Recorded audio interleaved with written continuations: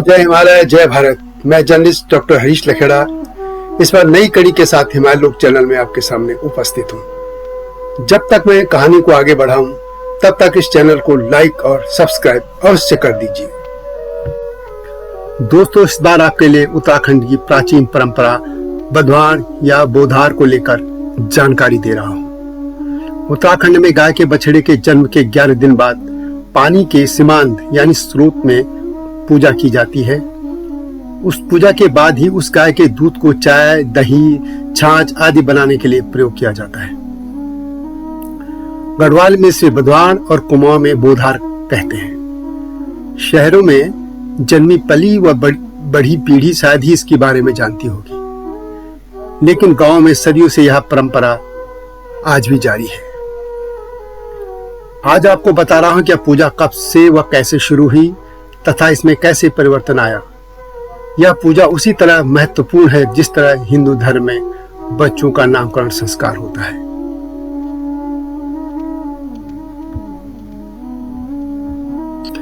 हिंदुओं के 16 संस्कारों में नामकरण संस्कार अत्यंत महत्वपूर्ण संस्कार है। अधिकतर क्षेत्रों में यह संस्कार बच्चे के जन्म लेने के 11वें दिन किया जाता है। उस दिन विधिवत पूजा पाठ करके नवजात शिशु का नाम रखा जाता है। पुरोहित शिशु के जन्म नक्षत्र, ग्रह, राशि आदि के अनुसार उसका नाम रखते हैं। उसी तरह उत्तराखंड में गाय के बछड़े के जन्म के 11वें दिन पूजा की जाती है। उस दिन तक गाय के दूध को छोटे बच्चों को ही पीने को दिया जाता है। 11वें दिन पूजा के बाद ही दूध को घर के अन्य लोग प्रयोग कर सकते हैं और उस दिन में लोग अपने उस बछड़े का भी नाम रख लेते हैं, क्योंकि उत्तराखंड में आमतौर पर यह प्रथा रही है कि प्रत्येक पशु का भी अपने पालतू पशु का नाम भी रखते हैं। इसके पीछे कारण यह रहा है कि 11 दिन तक नवजात बछड़े को भरपूर दूध मिल सकता है और इसके बाद वह चारा भी खाने लग जाता है। यानी इस अवधि तक गाय का कम मात्रा में दूध निकाला जाता है ताकि बछड़े को यह दूध मिल जाए। यह पुरानी परंपरा रही है। इस पूजा के अलावा उत्तराखंड में असू यानी आश्विन के माह में भी गाय के दूध को लेकर पूजा की जाती है। इसमें पुरोहित को बुलाकर लगभग उसी तरह पूजा की जाती है जिस तरह से बधवान की पूजा होती है। इसके बाद गाय के दूध को परिवार के अलावा दूसरे समाजों के लोगों को भी दिया जा सकता है। इसी तरह की पूजा मथुरा क्षेत्र में भी है। वहां भाद्रपद मास के कृष्ण पक्ष की द्वादशी तिथि को बछ बारस का पर्व मनाया जाता है। पौराणिक काल से चल रही इस प्रथा के अनुसार भगवान श्री कृष्ण के जन्म के बाद माता यशोदा ने इसी दिन गौ माता के दर्शन किए थे और उनका पूजन किया था। अब उत्तराखंड के बधवान या बोधार पर आते हैं। यह परंपरा सदियों पुरानी है। माना जाता है कि कुलिंदों के शासन के अंतिम काल में यह पूजा प्रारंभ हुई और कत्यूरी काल में इसका प्रसार बढ़ा। खोरदा निवासी डॉक्टर रणवीर सिंह चौहान कहते हैं कि बधवान वास्तव में बौद्धों का टैक्स था। इसे बौद्ध मठों के गुरुओं के लिए आम जनता देती थी। जब बौद्ध धर्म उत्तराखंड से गायब हो गया तो उनकी जगह भगवान विष्णु की पूजा होने लगी, लेकिन नाम बधवानी रह गया। हालांकि आचार्य डॉक्टर गोविंद बल्लभ जोशी कहते हैं कि यह परंपरा पौराणिक काल से है और महान गणितज्ञ और ऋषि बौधायन के नाम पे भी यह प्रथा हो सकती है।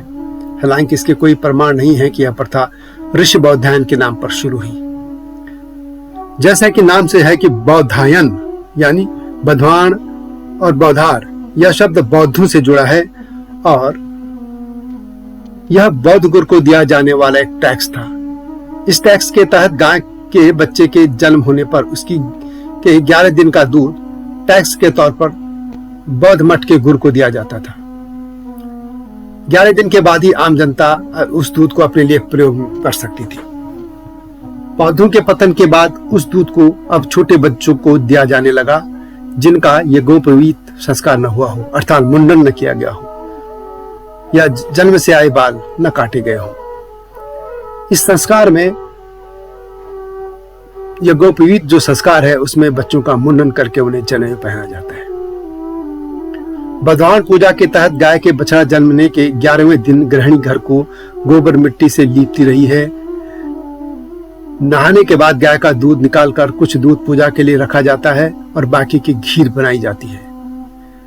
पुरोहित या गृह स्वामी या परिजन कोई भी उस दूध और पूजा सामग्री के साथ गांव के पानी के स्रोत में जाता है, वहां पूजा करता है।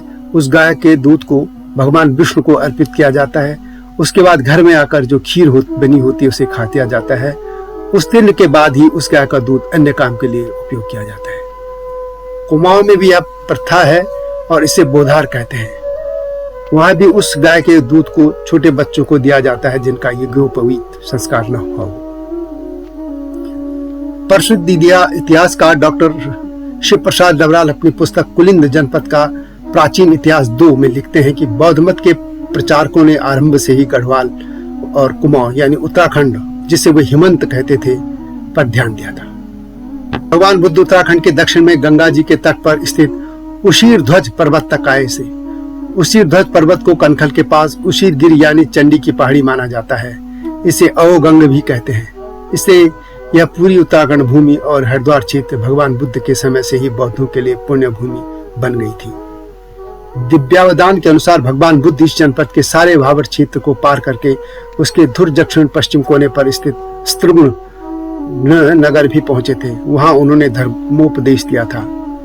7वीं सदी में चीनी यात्री युवान चंग ने भी इसका उल्लेख किया है। उशीरध्वज पर्वत पर बौद्ध मत का बहुत प्रभावशाली केंद्र स्थापित हो गया था। इतिहास गवाह है कि बाद में बौद्धों ने गंगा के आसपास के हिंदुओं के ऋषियों के पुराने आश्रमों को ध्वस्त कर दिया था।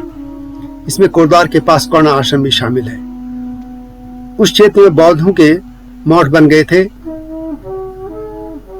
विक्रमी पूर्व 5वीं-4वीं शताब्दी में विभिन्न मतों का जनता वहां स्वागत करती थी।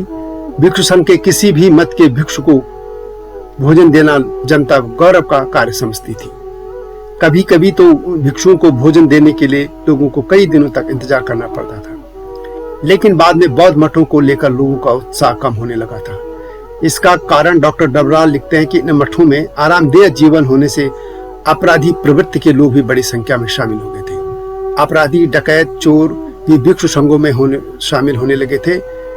इनके शामिल होने पर मठ के प्रमुख भिक्षु चुप ही रहते थे, क्योंकि संभवतः अंगमाल का उदाहरण उनके सामने था। बाद में वे चोर डाकू वहां से गायब हो जाते थे। इससे बौद्धों के प्रति जनता में यहाँ सम्मान कम होने लगा था। यही कारण है कि जब आदि शंकराचार्य उत्तराखंड आए तो बौद्ध धर्म गायब हो गया। बाकी रही सही कसर नाथ संप्रदाय ने पूरी कर दी थी। नाथों जोगियों के चिमटों से बचे खुचे बौद्ध तिब्बत की ओर पलायन कर गए। इस तरह आदि शंकराचार्य के कारण पूरे भारत की तरह उत्तराखंड में बौद्ध धर्म गायब होने से उत्तराखंड में भी वह गायब हो गया था और वहां सनातन धर्म लौटने लगा था। बौद्धों के गुरु को जो टैक्स के तौर पर दूध दिया जाता था वह बच्चों को दिया जाने लगा था और पूजा के नाम स्थान पर भगवान विष्णु लौट आए थे। इस तरह यह बौद्धान परंपरा सदियों से चलती रही है और यह सत्य है और इतिहास गवाह है और पुराने लोग भी बताते हैं कि बौद्ध गुरु को टैक्स के तौर पर दिया जाने वाला दूध अब छोटे बच्चों को मिलने लगा है। हालांकि नाम वही रह गया है। तो दोस्तों, यह थी बौद्धान और बोधार की गाथा। आपको कैसी लगी? इतिहास के पन्नों में जो हमारी लोक प्रथा, लोक गाथाएं, लोक परंपराएं आदि छुपी हैं, दबी हैं, उनको मैं आपके सामने लाता रहा हूं। आपको कैसा लगा हमें अवश्य बताएं और हिमालयी लोक चैनल को लाइक और सब्सक्राइब करना न भूलना। अगली वीडियो का इंतजार कीजिए। जय हिमालय, जय भारत।